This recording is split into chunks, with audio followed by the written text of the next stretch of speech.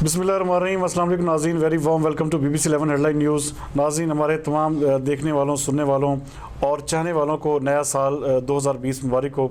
मेरे साथ as usual मौजूद है अपने प्रोग्राम बेलाग तज़किये के साथ कमरुज़्ज़मान भट्ट साहब। कमर साहब, आपको मैं वेलकम करूँगा। कैसे आप? ठीक ठाक है। उनके साथ मौजूद हैं ब्रॉडकास्टिंग की दुनिया का एक बड़ा नाम अब्दुल रऊफ़ जट साहब। आपको भी वेलकम करूँगा। कैसे हैं रऊफ़ साहब? ठीक ठाक है। अच्छा कमर साहब, सबसे पहले तो जैसे साल का आगाज़ हुआ, कहते हैं कि हुकूमतें जो होती हैं वो तो खुशखबरियाँ देती हैं आवाम को रिलीफ की तरफ जाती हैं, लेकिन ये कैसी हुकूमत है, किस तरह का ये सेटअप हमारे मुल्क में चल रहा है कि इसने साल अभी जिसे कहते हैं शुरू हुआ है तो पेट्रोल महंगा, गैस महंगी, LPG महंगी, आटा महंगा, चीनी महंगी, सब कुछ महंगा। आखिर आवाम कहाँ जाएगी? क्या कहेंगे आप इस हवाले से? बिस्मिल्लाहिर्रहमानिर्रहीम जी, सबसे पहले तो बहुत शुक्रिया, और मैं अपने नाजरीन को भी जो है वो नए साल की मुबारकबाद देता हूँ और दुआ करता हूँ कि ये नया साल हमारे लिए और उन सब के लिए जो हमें देख रहे हैं, सुन रहे हैं, उनके लिए भी बहुत अच्छा हो, खुशियाँ मिलें। खुशखबरी के हवाले से आपने बात किया कि हुकूमतें जो हैं वो आवाम को नए साल पर खुशखबरियाँ देती हैं, अच्छे उनको इक़दाम उनके लिए किए जाते हैं, रिलीफ दिया जाता है मुख्तलिफ शोबों में। तो मैं समझता हूँ कि जो सूरत इस वक्त सामने है कि गुज़िश्ता साल 2019 के दरमियान जो है हुकूमती दावों और वादों, बुलंद दावों के बावजूद जो है वह महंगाई पर काबू नहीं पाया जा सका। डॉलर बहुत ऊपर तक चला गया, जिसकी वजह से लामहला महंगाई, हर चीज़ महंगी हुई। पेट्रोल भी महंगा हुआ, पेट्रोल का भी हर चीज़ की कीमतों पर असर पड़ता है, कि उसकी वजह से महंगाई जो है वो काबू से बाहर हुई है। और अब उम्मीद थी कि नए साल में हुकूमत कुछ रिलीफ देगी। तो जैसे खुशखबरी वाली आपने बात की है, तो पेट्रोल भी महंगा हो गया, तमाम पेट्रोलियम मसनूआत महंगी है, आटा, बिजली महंगी है, गैस की कीमत भी बढ़ाई जा रही है।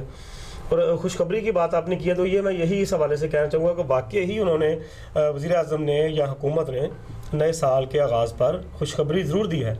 खुशखबरी दी है अपने दोस्तों को, अपनी पार्टी के उन सरमायाकारों को, उन जागीरदारों को और अपनी उन ATM मशीनों को खुशखबरी दी है कि भाई लूट लो, जितना लूट सकते हो। महंगाई कर दी है, रेट बढ़ा दिए हैं। जिन लोगों ने वो LPG है या आटा है या पेट्रोलियम है, शुगर माफिया है, तो उनको खुशखबरी दी गई है कि भाई हमने रेट बढ़ा दिए हैं और आप आवाम की जेबों में दिन दहाड़े डाके डालो, लूट मार करो।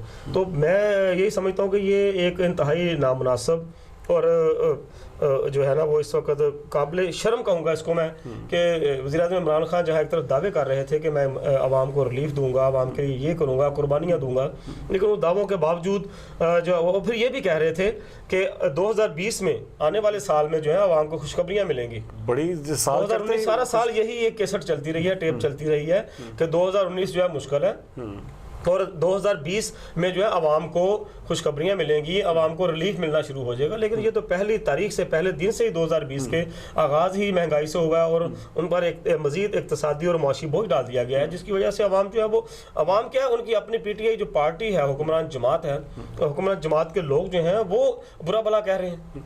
रऊफ़ साहब, इस हवाले से देखें, साल चढ़ते ही आटा जो है एक घर में, आप समझ लें कि पूरे पाकिस्तान में जो गंदम है वो हर घर में इस्तेमाल की जाती है। आपने 900 से 1100 का थैला कर दिया, यकदम आपने इस तरह कीमत बढ़ा दी।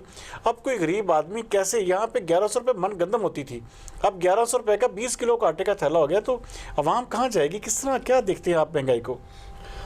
मैं महंगाई को बहुत ऊपर देख रहा हूँ जी। महंगाई शायद इससे और ज़्यादा ऊपर जाएगी। अभी महंगाई का जो रूप है वो और ज़्यादा भयानक होगा।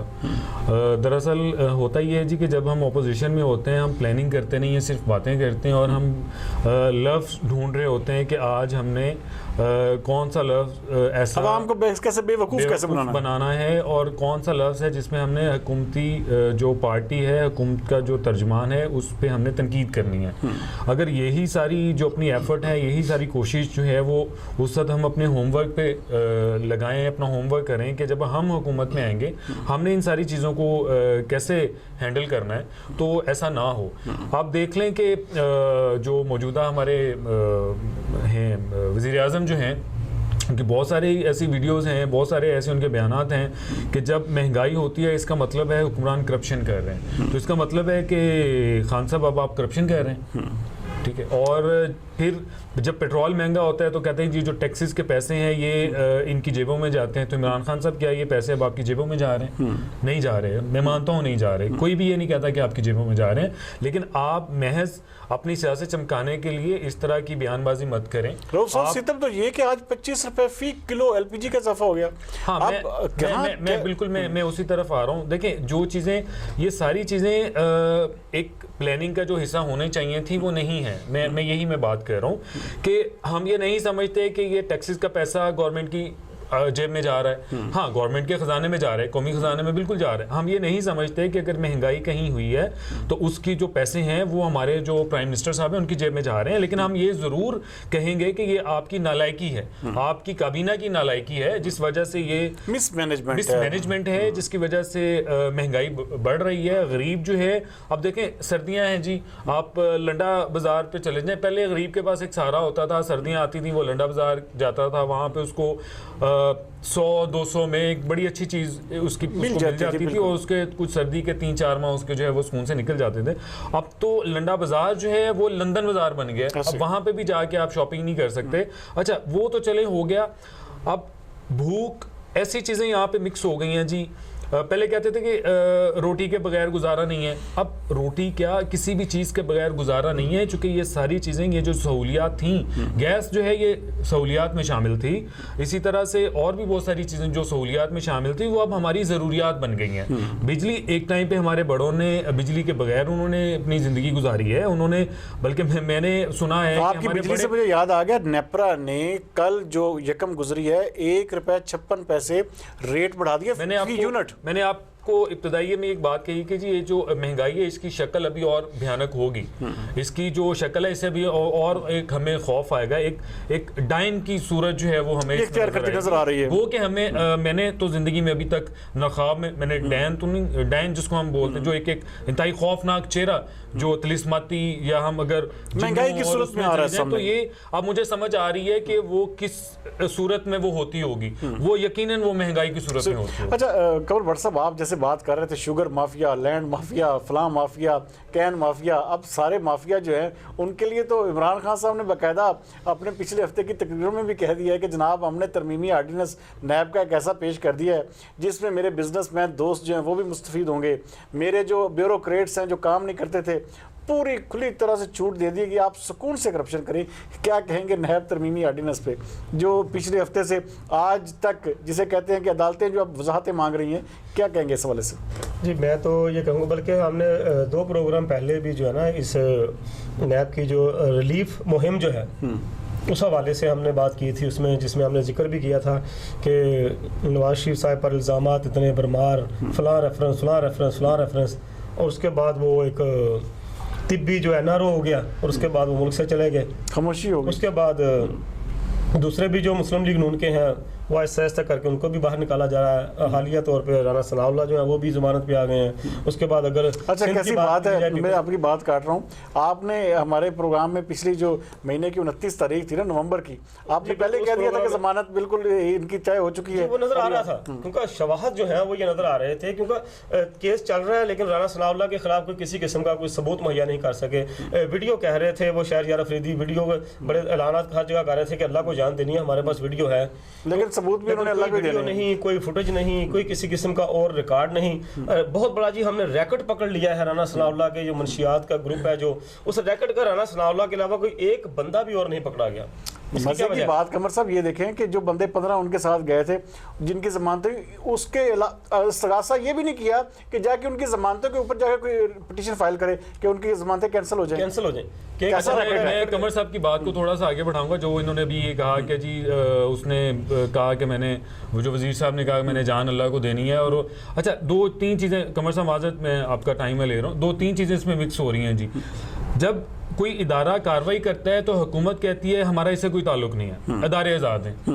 अच्छा, जब कहीं को कामयाबी मिलती है तो हुकूमत जो है वो उसको अपने हिस्से में डालने की कोशिश अपने नंबर करती डालती है। अब ये वाला जो केस है इसमें भी वो सारे का सारा जो नजला है वो सारे ANF पे, तो उस वक्त ये वजीर साहब जो हैं वो साथ बैठे हुए थे, ANF के जो उस वक्त के डीजी थे वो साथ बैठे हुए थे और ये उनके साथ बैठ के प्रेस कॉन्फ्रेंस कर रहे थे। देखिए मैंने आपको बता दी, इन्होंने जो सबूत है ना वो भी अल्लाह को ही देने हैं। हाँ बिल्कुल। आप अच्छा, दूसरी चीज एक और जो हमारी सियासत का इंतहाई घटिया हिस्सा बन चुका है कि हम अपने आप बयान दे देते हैं, हम अपना मौकफ जो है हुकूमत का मौकफ बड़े खुले दिल से देते हैं और जब वो बात होती नहीं है तो बाद में मीडिया पे सारा ब्लेम आ जाता है जी कि मेरे बयान को तोड़ मरोड़ के पेश किया गया। अब ये चीज़ है। उसके बाद मैंने तो ये कहा था जी, मैंने तो तस्वीरों की बात की थी, मैंने वीडियो की बात नहीं की थी। अब वो प्रेस कॉन्फ्रेंस जो है वो सारी की सारी एक साइड पे लगा देनी चाहिए, एक स्क्रीन पे, और दूसरी साइड पे ये जो वजीर साहब हैं इनकी तस्वीर लगा देनी चाहिए और फैसला फिर अवाम पे छोड़ देना चाहिए। यहाँ पे मैं एक बात कहूँगा जी, ये जो बात आप कर रहे हैं ना कि प्रेस कॉन्फ्रेंस साथ लगानी चाहिए, ये अभी वाज़ेह तौर पर हमारे सामने चीज़ आ रही है कि जी इनका जो लीडर है जो इस वक्त वज़ीर आज़म इमरान खान है, यूटर्न में महारत रखता है जी। ऐसे हर बात पे कहा जाता है। तो अगर शहर यार अफरीदी ने यू टर्न ले लिया तो कोई नई बात नहीं, क्योंकि वो लीडर के नक्शे कदम पर चलना है पीछे से अवाम के। तो वो ये सिलसिला बात हम कर रहे थे नैब के, लेकिन कमर साहब मैं आपकी बात को मुझे बड़ी हैरानगी हुई है आपकी बात कि लीडर यू टर्न ले रहा है, उसके जो आगे जो उसके वजीर हैं वो यू टर्न ले रहे हैं, कहीं मुल्क का मुस्तकबिल यू टर्न ना ले ले। नहीं, मुल्क का जो हालात नजर आ रहे हैं उसमें मुल्क का मुस्तकबिल यू टर्न नहीं लेगा, बल्कि मुझे तो ये लग रहा है कि जिन लोगों ने इमरान खान के और PTI के सर के ऊपर हाथ रखा था वो यू टर्न लेंगे। और नजर यही आ रहा है कि 2020 में जो है वो इसी साल में हो सकता है कि कोई ऐसा यू टर्न हो जाए कि हम इमरान खान को जो है वो जाता वो भी देखें, ओहदा जलीला पर ना देखें जी। अच्छा, मैं आप प्रोग्राम आगे बढ़ेंगे जी, एहतसाब का ढोल बीच चौराहे में फट गया। तो वही बात हम कर रहे थे कि जो चीजें जो सामने आ रही हैं, आपके दोस्तों को नवाजा गया है या दोस्तों को वो बाकायदा उस तकरीब में इमरान खान कह रहे हैं कि मेरे यहाँ पर दोस्त मौजूद हैं जिनको ये बड़ी अच्छी बात उनके फायदे के लिए होगी कि उनको भी रिलीफ मिलेगा।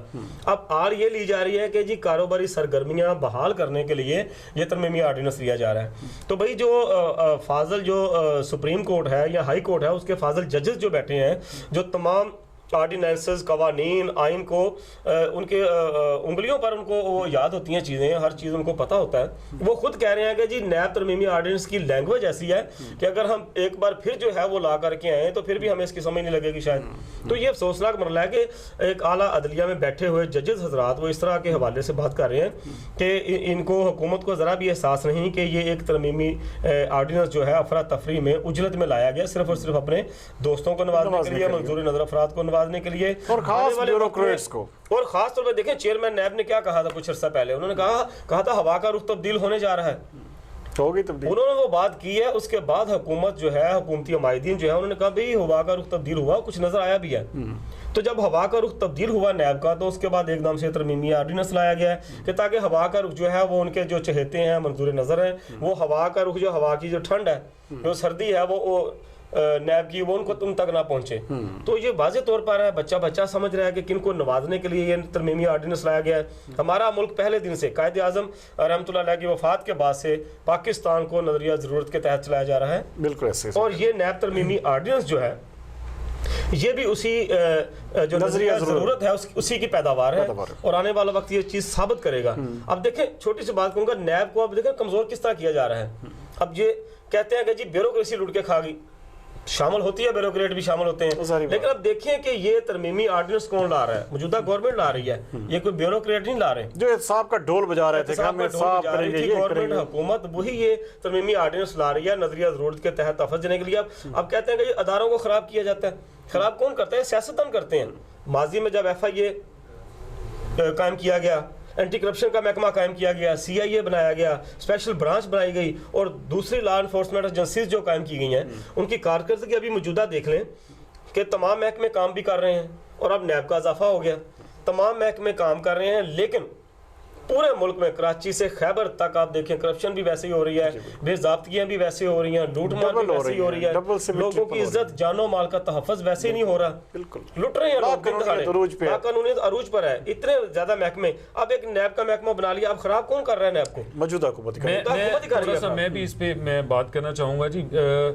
ये जो लोगों को बेवकूफ़ बना के उनके जज्बात के साथ खेल के आप किसी को जूते भी पड़वा सकते हैं, आप यहाँ पे मज़हब के नाम पे कत्ल भी करवा सकते हैं, आप इस मुल्क में सब कुछ करवा सकते हैं। भाई रियासत मदीना में सब कुछ नहीं होता था। रियासत मदीना का सबसे पहला असूल ये था कि अगर मेरी बेटी भी चोरी में मुलव्वस है तो उसका भी हाथ काट दिया जाएगा। ये थी रियासत यहाँ पे दोस्तों को रियासत मदीना का रियासत मदीना की जमहूरियत ये थी कि खलीफा वक्त जो है जिसकी हाइट लंबी थी, उसके पास 2 चदरें थी, तो एक बंदा उठ के कहता है बताएं आपके पास ये दूसरी चदर कहाँ से आई। कानून चेंज किए गए, निज़ाम चेंज किया गया, लोगों की सोच चेंज की गई, लोगों के रवैये चेंज किए गए, लोगों में जो है वो उनको तहफ़्फ़ुज़ दिया गया, उनकी जिम्मेदारी रियासत ने ली। तो ये जो रियासत मदीना का नारा है, ये खान साहब को चाहिए कि ये ऐसा ना हो कि लोग किसी लपेट में आ जाए। हमारे मुल्क में ऑलरेडी बहुत सारे हम बहुत सारी अज़ियत से गुज़र रहे हैं। तो ये जो रियासत मदीना का नारा है, ये खान साहब को चाहिए कि आप इसको छोड़ दें। जैसे कि आप सोशल मीडिया स्टार हैं, देखिए हुकूमत जो है ना कहते हैं कि आपने भी जैसे बात की कि ये जो है ना तब्दीली की लपेट में आ जाएंगे। जो एक सोशल मीडिया का जो तासर है कि इस हुकूमत को जो है ना कोई और नहीं गिराएगा, हरीम शाह और संदल खट्टक ही काफ़ी हैं। तो आपसे मैं पूछूंगा, ये जो पिछले 15 दिन से एक शदोमत से चल रही हैं सारी चीज़ें कि हरीम शाह ने ये वो वीडियो लॉन्च कर दी, वो वीडियो आ गई फलां वजीर के साथ, तो इस हवाले से सब आगाह कीजिएगा कि मैं इस हरीम शाह वाला जो केस है इसको मैं थोड़ा सा मुख्तलिफ अंदाज में मैं इसको देखता हूँ, एक और जाविये से मैं इसको देखता हूँ। बाकी कमर साहब जो है उस पर तफसील से बात करेंगे, चूँकि कमर साहब ने बड़ी तफसील जो है वो संदल की, क्योंकि आप सोशल मीडिया को बड़े गौर से देखते हैं, बात करूँगा। मैं वो बातें नहीं करूँगा जो लोग करते हैं, मैं अपने हिसाब से जो मैं सोचता हूँ जो तो मैं वो बात करूँगा। कंदील बलोच जो अब इस दुनिया में नहीं है, और ये जो लड़की जिसका भी आप नाम ले रहे हैं, टिकटॉक स्टार जो है हरीम शाह जिनका नाम ले रहे हैं, ये हमारे मुआशरे का शफाफ आईना है। हमें इनमें अपना भयानक चेहरा नज़र आता है। दरअसल जो हमारे करतूत हैं, जो हम करते हैं, जो हम बिहाइंड द सीन जो हमारी हरकत हैं, वही हमें जो नज़र आती हैं। तो हरीम शाह जैसे जो किरदार हैं या कंदील बलोच जैसे जो किरदार, ये सिर्फ 2 लोग नहीं थे, इसमें एक पूरा मुआशरा भरा पड़ा है। चूँकि हम खुद ही ऐसे हैं, तो इसी तरह की बातें, और ये अगर किसी के साथ कोई वीडियो स्कैंडल आ गया, किसी के साथ कोई पिक्चर आ गई है, तो ये कम अज़ कम उसका ज़ाती एक फेल है। लेकिन मैं ये ज़रूर कहूँगा कि ये जो इस तरह के किरदार हैं, ये हमारे ही मुआशरे का अक्स हैं। ये सब कुछ यहाँ पे होता है, तो इसमें हम हरीम शाह को मूरद इल्ज़ाम ठहराएं तो वो भी गलत है। मिनहासुल कौम जो है वो ये है हमारा मेयार, इखलाकी मेयार। हम बातें बहुत करते हैं। मैंने पहले भी एक दिन एक बात कही थी, मेरी इस बात से बहुत सारे लोगों ने इख्तलाफ किया। मैं लफ्ज़ जो इखलाकियात है ना, मैं उसका कायल ही नहीं हूँ। इखलाकियात हमारे मुआशरे में है ही नहीं।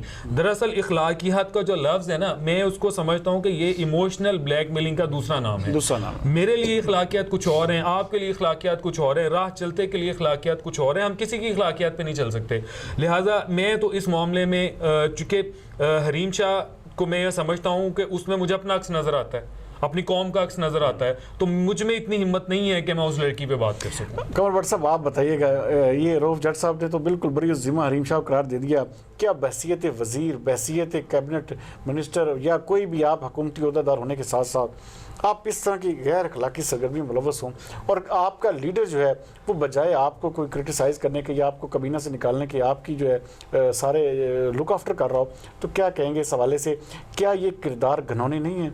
क्या ये अगर नून लीग के दौरे हुकूमत में ऐसा होता तो अब तक तो मेरे ख्याल में सड़कों पे इस हवाले से एहतजाज भी हो रहे होते? जी बिल्कुल, देखें ये इस पे जो है सख्त नोटिस जो उसी वक्त ले लेना चाहिए था जब सबसे पहले वजारत खारजा का इशू सामने आया, जहाँ पर उन्होंने जाके तो वीडियो बनाई। बिल्कुल। और अच्छा, मज़े की बात ये बताऊँ, अफसोसनाक भी है कि वजारत खारजा के जो ज़िम्मेदार अनासर हैं, जो हरीम शाह को लेकर गए हैं, जो खसूसी दरवाजे से अंदर जिन्होंने दाखिल किया उसको, और उस दफ्तर में वो जिस जगह पे जाके हरीम शाह ने वो वीडियो बनाई है, वहाँ पे हसास दस्तावेज़ात भी रखी जाती हैं, वहाँ पे हसास मीटिंग्स होती हैं। जी बिल्कुल। और खसूसी दरवाजे से जो बंदा उसको लेके गया उसके खिलाफ कोई कार्रवाई नहीं हुई। सिर्फ और सिर्फ एक गैर सरकारी जो प्राइवेट वहाँ सिक्योरिटी गार्ड था, उसको कुर्बानी का बकरा बना के उसको फ़ारिग कर दिया गया।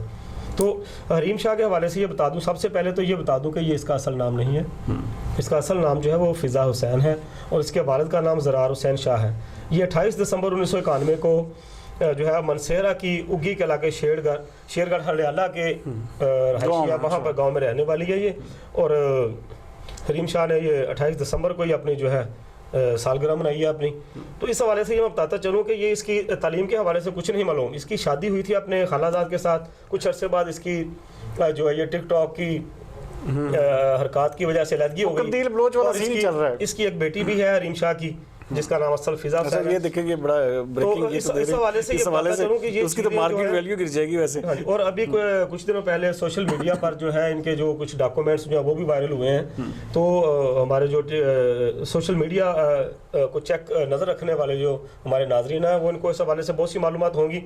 तो ये मैं बताता चलूँ कि ये बेसिकली अब शेख रशीद के साथ भी इनकी एक वीडियो ऑडियो आ गई है सामने, उसके बाद फैज़ल हसन चौहान के साथ भी आ गई है, फिर उसके अलावा और भी बहुत सी अहम शख्सियात हैं जिनके साथ इनकी वो लीक्स हो रही हैं। और मैं हैरान हूँ कि ये कैसे लीक हो रही हैं। और इसके बाद एक ट्विटर पर जो है हरीम शाह का एक जो ट्विटर अकाउंट है उस पर यह लिखा गया है कि पीटीआई वाले जो कारकुन है वो मेरे खिलाफ जुबान दराजी बंद कर दें, वरना अगली बारी अगली जो लीक होगी, जो ऑडियो लीक होगी वो खान साहब की होगी।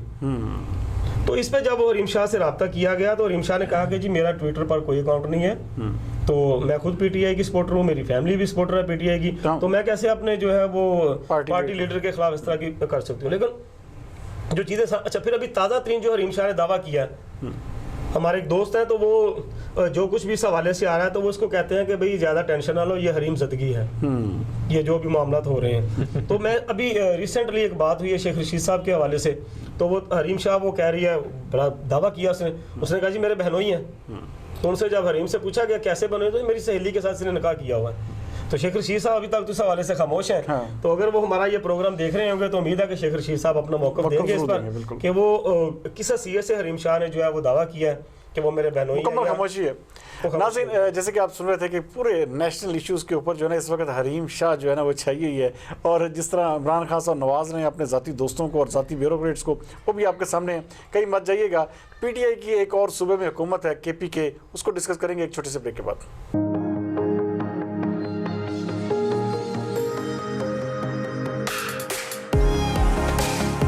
मेरा विजन हमेशा मुझे दूसरों से आगे रखता है। जहां सब कहते हैं अब कोई रास्ता नहीं, मेरा रास्ता वहीं से शुरू होता है।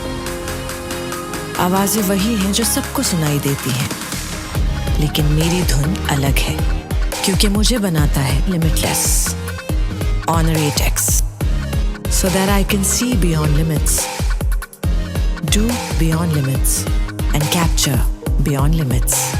Honor 8X. Live beyond limits. Welcome back नाज़रीन, जैसे कि ब्रेक पर जाने से पहले पीटीआई डिस्कस हो रही है, तो हमने सोचा कि आज जो केपीके है जो उसको डिस्कस करें।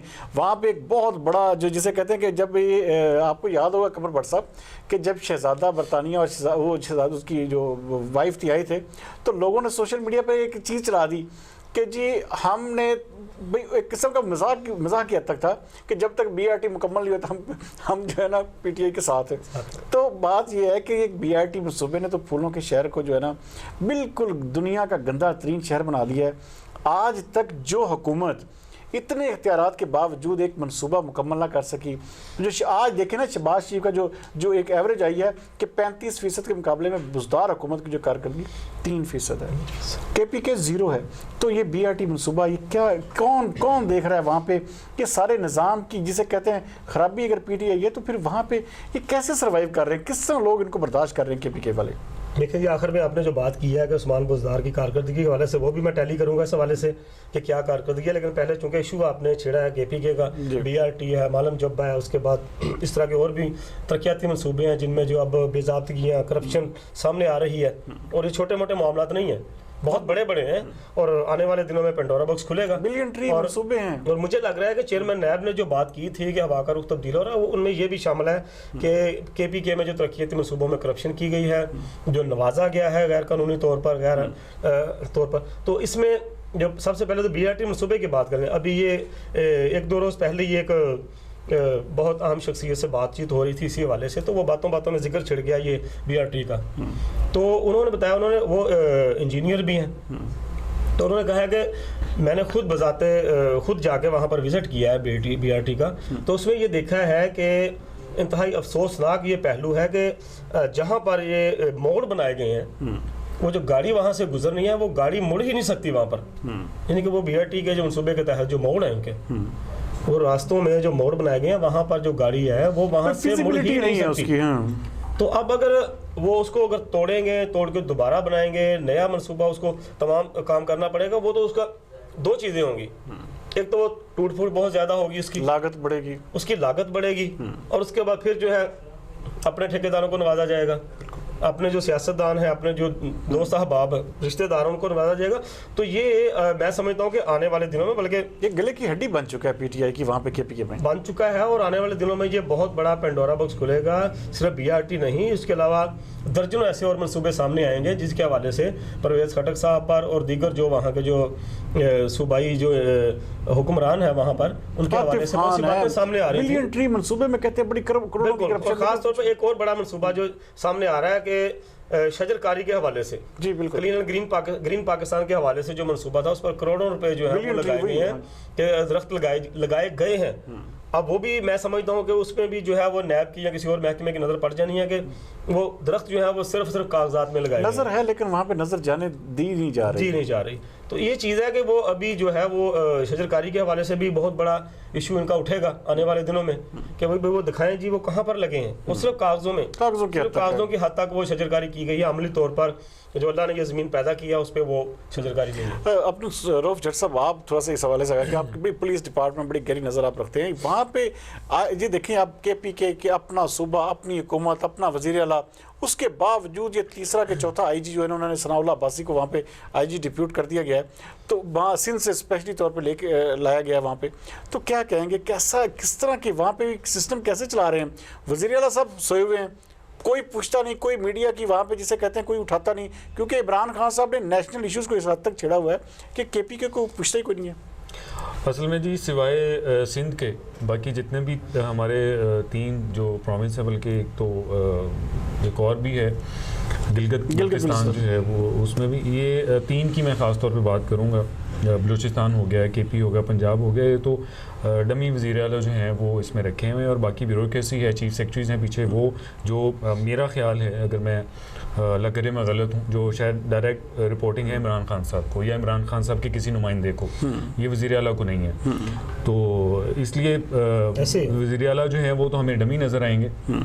अच्छा, अब चूंकि डायरेक्ट वज़ीर आला, अगर मैं आपको एक वाक़या जो आपकी नज़र से भी गुजरा होगा कि बुज़दार साहब जब वज़ीर आला बने हैं तो किसी दूर दराज किसी पसमानदा इलाके में गए हैं, तो अब वहाँ पे एक माई साहबा थी, तो उनको वो तारफ़ करवा रहे हैं इनके साथ, जो इनके कोई सेक्रेटरी होगा या कोई बंदा था वहाँ पे, तो वो कह रहा था जी ये लाहौर में शहबाज शरीफ लगे हैं। तो ये है शहबाज शरीफ की क्रेडिबिलिटी और पॉपुलैरिटी, ठीक है। बिल्कुल शहबाज शरीफ का जो कुछ भी ना करें सर, शहबाज शरीफ के जो काम का ये 10% ही अगर जो उसके विजन का या उसकी जो स्पीड है, विजन भी छोड़ दें, विजन हर हुकूमत जो है वो अपना लेके आती है, उसकी स्पीड का 10% भी अगर ये ले लें और काम होता रहे, तो लोग इनसे जो है वो उनके लोगों की तसल्ली होती रहे।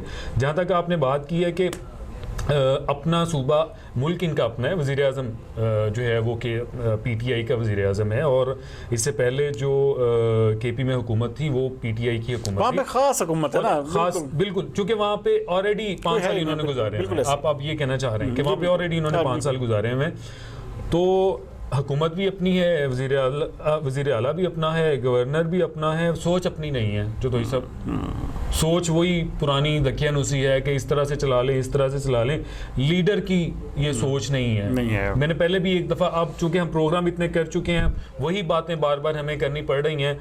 लीडर जो होता है उसका काम नहीं है कि वो लोगों में जाके लोगों की ज़िंदगियों को, लोगों के लिए, उनके लिए सिक्योरिटी रिस्क बन जाए। उसका ये काम नहीं है कि वो खुद जाके दौरे करे। उसका काम है कि वो अपने ऑफिस में बैठे और उसकी जो लीडरशिप क्वालिटीज़ है, उसकी जो इम्प्लीमेंटेशन है, वो नीचे तक नज़र आनी चाहिए। और वो उस तरह से, फिर मैं यहाँ पे रियासत मदीना की बात करूँगा।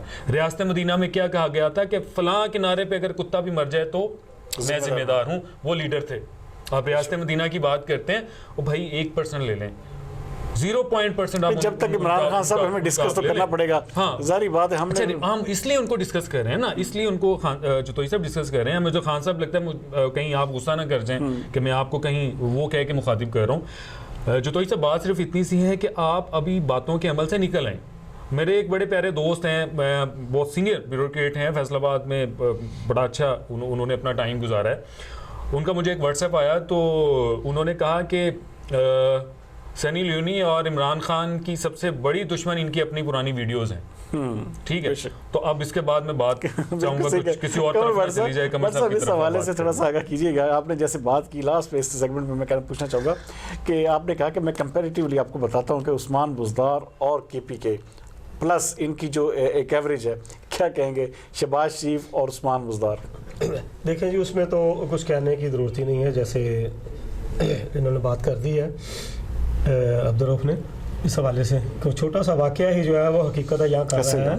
वो ज़्यादा लंबी चौड़ी बात करने की या मिसालें देने की और ज़रूरत ही नहीं मैं समझता। मैं सिर्फ ये कह रहा हूँ कि एक और जो अभी चीफ सेक्रेटरी मेजर रिटायर्ड आज़म सुलेमान साहब को लाया गया है, IG पंजाब शेब दस्तगीर हैं, अभी रिसेंटली उन्होंने दौरा भी किया फैसलाबाद का। तो कारकर्दगी का मुआवजा मैं करना चाहता हूँ कि इमरान खान ने उस्मान बुज़दार साहब को अपना वसीम अकरम करार दिया था, लेकिन वो सबको नज़र आ रहा है कि वो टेस्ट में भी नाकाम हो चुके हैं, T20 में भी, वनडे में भी नाकाम हो चुके हैं। तो अब बेसिकली मैं बात करने ये लगाऊं कि अब उस्मान बुज़दार वज़ीर आला से जो है वो सूबे के मामला कंट्रोल नहीं हुए, जो हकीकत नज़र आ रही है सबको, वो चाहे आम शहरी है या कोई सियासतदान है या कोई ब्यूरोक्रेट है, उनसे बहुत से मामला जो है वो नहीं संभले नहीं, जिसकी वजह से अब चीफ सेक्रेटरी आज़म सुलेमान साहब को लाया गया है। और मैं समझता हूँ कि अनऑफिशियली इस वक्त जो है ना चीफ सेक्रेटरी वही सूबे का निज़ाम चला रहे हैं। अब ब्यूरोक्रेसी के जरिए सूबे का निज़ाम चलाने की कोशिश की जा रही है। बिल्कुल सही कहा। जो चीज़ें हमें नज़र आ रही हैं, जिस तरह चीफ सेक्रेटरी विजिट कर रहे हैं, अपनी मर्जी का वो IG पंजाब लाए हैं। नाज़रीन जैसे कि आप देख रहे थे कि KPK और पंजाब की जो जिस तरह कंपैरेटिवली बात कर रहे थे कमर व्हाट्सअप, हम डिस्कस करेंगे जिस तरह इन्होंने बताया कि IG और जो चीफ सेक्रेटरी वो हुकूमत चला रहे हैं, कैसे वो फैसलाबाद में उन्होंने लास्ट विजिट भी किया है, इस हवाले से तफसीली गुफ्तगू करेंगे अपने दोनों जो हमारे शुरका हैं उनके साथ। कहीं मत जाइएगा, मिलते हैं।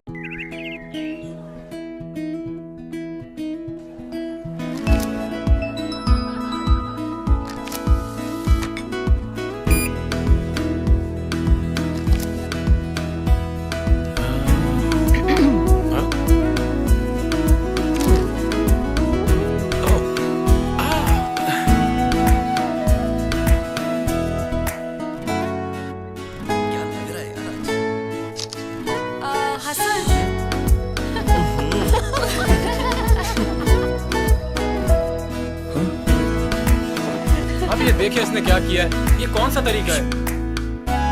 मैं करती हूँ।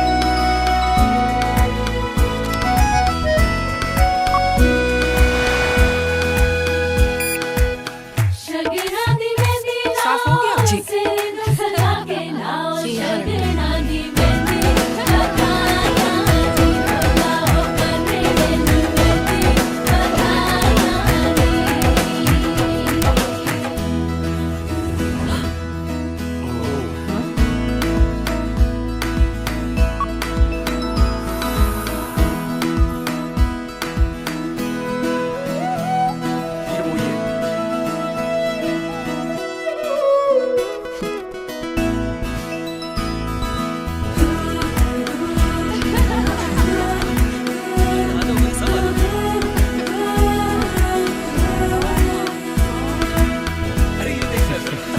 जो प्यार का इजहार करना जानते हैं वो घर सैमसंग ही लाते हैं।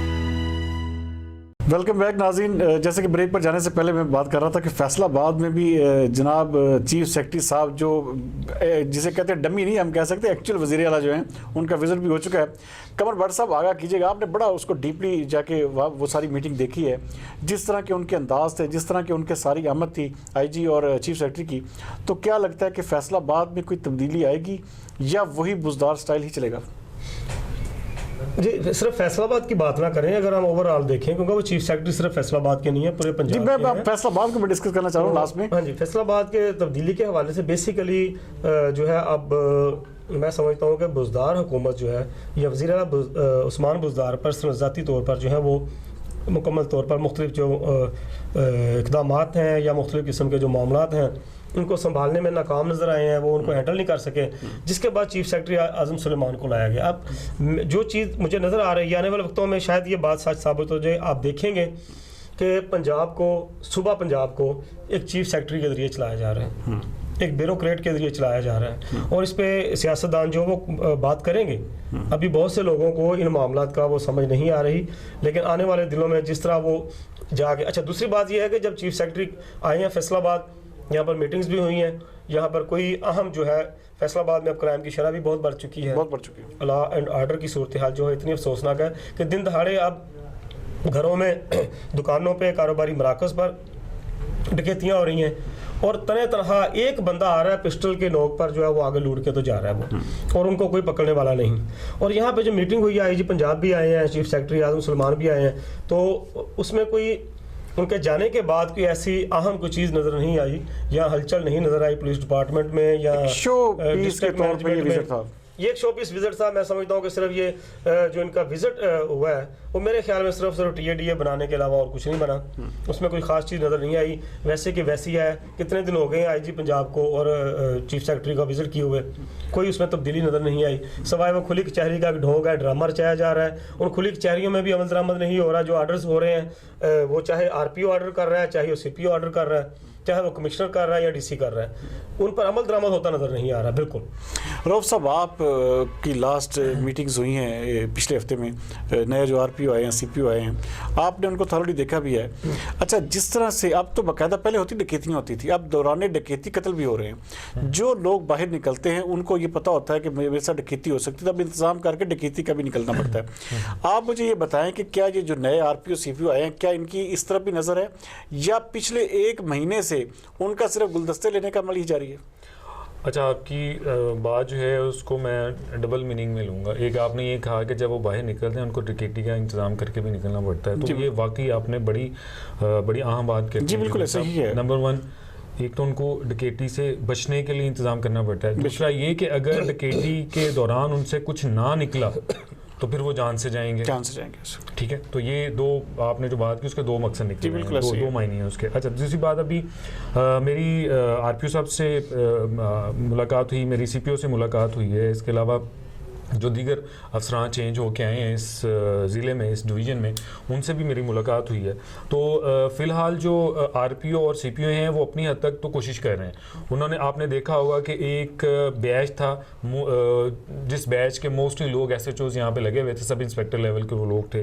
2003 का वो ASIs का बैच था, फिर उनकी प्रमोशन हुई, और फिर उसी बैच को एक साबिक CPO साहब थे यहाँ पे, अफजाल कौसर साहब, उन्होंने जो है उस बैच पे एतमाद करते हुए उनको SHO अपॉइंट किया। तो फिर वो एक हद तक तो चीज़ें सही रहीं, लेकिन उसके बाद वो जो लोग थे वो ऑटोमेटिकली उस सिस्टम का हिस्सा बन गए। कुछ लोग नहीं भी बने, लेकिन मोस्टली जो थे वो सिस्टम का हिस्सा बन गए। अब जब ये दो, चूँकि RPO भी चेंज हुआ और CPO भी चेंज हुआ, और एक सोच के तहत इनको चेंज किया गया, तो अभी तक तो जो RPO है और जो CPO है, मेरी चूँकि उनसे मुलाकात भी हुई है और मैंने उनका काम भी देखा है, और हम इस शहर में रहते हैं, जो चेंज, एक मेजर चेंज तो नज़र आ रहा है। अच्छा, उनका जो विज़न है वो ये नहीं है कि ज़ाती दुश्मनियाँ चलती हैं हमारे यहाँ लोगों की और बहुत सारी चीज़ें। उनका जो एक मेन फोकस है वो यही डकैती और पुलिस के जो बिहेवियर है। मैं कल बैठा हुआ था RPO ऑफिस में, तो मेरे बैठे बैठे एक शहरी आया, उसने शिकायत की कि जी फ़लाँ थाने के SHO है, मेरे साथ ये मामला हुआ। जब वो मौके पे SHO साहब आए तो उनका जो रवैया था वो मेरे साथ ठीक नहीं था, तो उन्होंने उस SHO को भी वहाँ पे तलब किया और बैठे बैठे उस SHO को मुअत्तल किया। तो जाहिर है वो एक मैसेज, जो एक नीचे तक मैसेज गया कि नहीं, हमें काम भी सही करना है और काम के साथ साथ अपने रवैये भी जो है वो चेंज करने हैं। एक चीज़ उन्होंने ये की कि बहुत सारे जो SHOs जो थे, सब इंस्पेक्टर्स, उनका उन्होंने डिपार्टमेंट चेंज कर दिया। किसी को पेट्रोलिंग में लगा दिया, पेट्रोलिंग से लोग लेके उसको वो थानों में SHOs लगा दिया, तफ्तीशी अफसर उनको लगा दिया। तो ये जो ट्रांजैक्शन हुई है, इससे फर्क पड़ता है। ऑर्डर पे कोई फर्क, वारदातें बढ़ चुकी हैं। उसी तरफ मैं आऊंगा। मैं समझता हूँ दौरे का मकसद सिर्फ और सिर्फ ये था कि जाके चीफ सेक्रेटरी और IG पंजाब वाज़े तौर पर commissioner Faisalabad, DC Faisalabad, RPO Faisalabad, CPO Faisalabad को ये वाज़ेह पैगाम पहुंचाएं कि यहाँ के जो अरकान असम्बली हैं पीटीआई के, उनके काम होने चाहिए, उनसे रब्ता रखा जाए, उनको जो मुतालबात हैं या उनकी जो फरमाइशें हैं उनको अवलियत दी जाए। मैं नहीं समझता कि वो किसी अवाम के हमदर्दी में या आवाम के मफाद में यहाँ पर जो मीटिंग्स हो रही हैं, वो सिर्फ ये पैगाम देने आए थे आईजी पंजाब और चीफ सेक्रेटरी पंजाब कि आप जो अफसरान हैं, जो इंतज़ामिया है, चाहे डिवीज़नल इंतज़ामिया है, चाहे ज़िला इंतज़ामिया है, और अरकान असम्बली के कामों को अवलियत दें। अच्छा, कमर साहब की जो बात, कमर साहब की बात की एक हद तक तो हकीकत है, चूँकि इससे पहले जो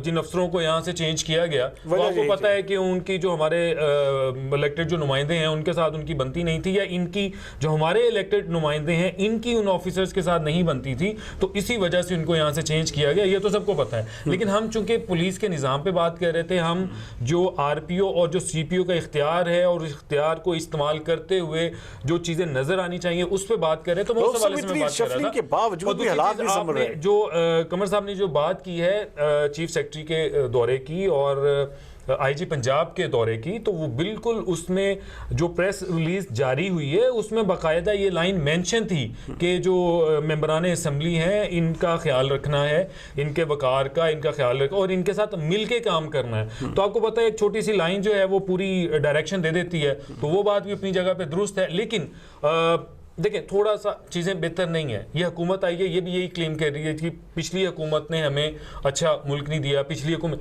चीज़ें ऑलरेडी हमें भी पता है, सबको पता है कि चीज़ें बेहतर नहीं हैं। अब एक थोड़ा सा, चूंकि ये लोग अभी नए आए हैं, लेकिन लुब्बे यही है कि अभी तक इनको थोड़ा सा टाइम ही चाहिए बस। अच्छा, चूंकि आपने मुझसे सवाल किया था और मेरे उस आपके सवाल का एक हिस्सा ये भी था कि मैंने विजिट किया, मैं इनसे मिला हूँ, तो मैं अपना एक्सपीरियंस आपसे मैं शेयर करूँ। इन ऑफिस का जो एक मूड मैंने देखा है, वो अभी तक लग रहा है कि ये कुछ ना कुछ बेहतरी जो है वो जरूर आएगी।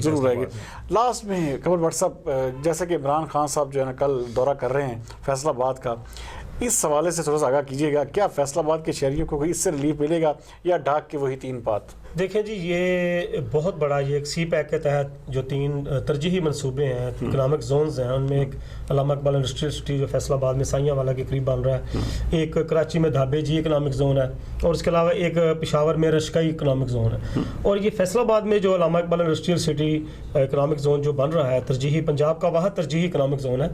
तो ये बड़ी, इन बाकी 2 जो है कराची और पेशावर के जो इकनॉमिक जोन है, उनमें से ये तरजीही तौर पर बड़ी निस्बत तेज़ी से तरक्याती काम हो रहा है। और इसीलिए वज़ीर-ए-आज़म इमरान खान जो है वो 3 जनवरी को यहाँ आकर तो उसका इफ्तिताह करने आ रहे हैं।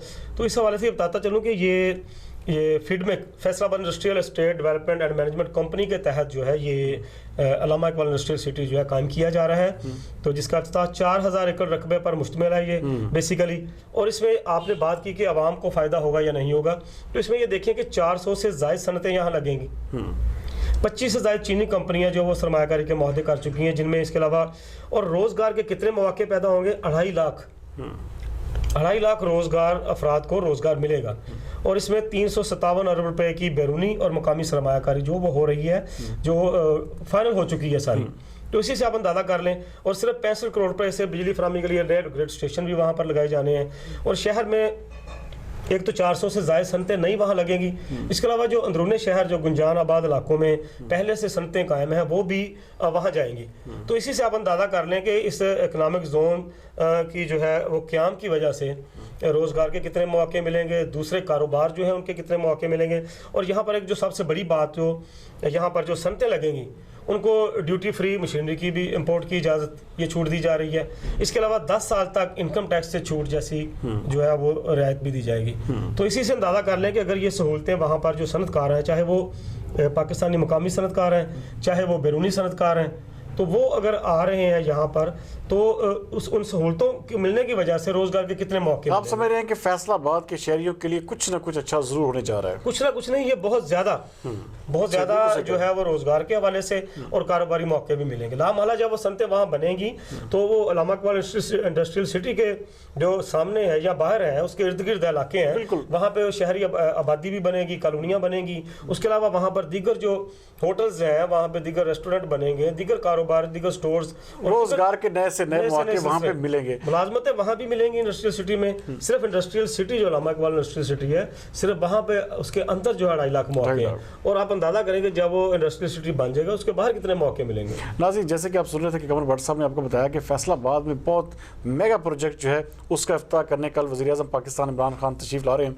लेकिन जो सूरत हाल नेशनल लेवल पे हमें मिल रही है, महंगाई आए रोज़ हर शय में इजाफा है। नए साल में हमें बहुत ज़बरदस्त तरीके से आवाम को लिताड़ा जा रहा है और नज़र आ रहा है कि ये जो है आवाम का जो कचूमर निकाल के छोड़ेगी हुकूमत। लेकिन क्या करें कि हम मजबूर हैं, हम भी रोज़ाना की बुनियाद पर हम इसको ही डिस्कस कर सकते हैं। नाज़रीन, आपके फीडबैक का इंतज़ार रहेगा कि आपको प्रोग्राम ये कैसा लगा, हमें ज़रूर बताइएगा।